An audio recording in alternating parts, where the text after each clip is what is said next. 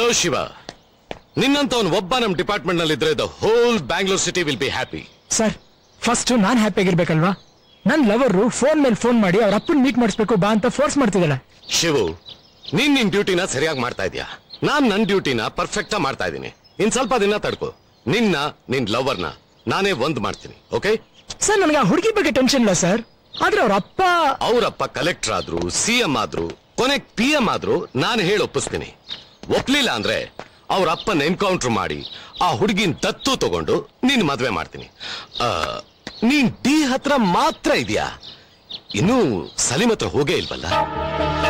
ಆದಷ್ಟು ಬೇಗ ಸಾಧಿಸ್ತೀನಿ ಸರ್. ಅವಸರ ಪಟ್ರೆ ಡೌಟ್ ಬರುತ್ತೆ ಅಂತ ನಾನೇ ಸುಮ್ಮನಿದ್ದೀನಿ.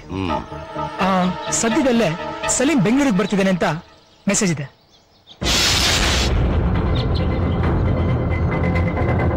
ಅಟ್ ಎನಿ ಕಾಸ್ಟ್ ಈ ಸಾರಿ ನಾನು ಅವನ್ನ ಹಿಡಿಲೇಬೇಕು.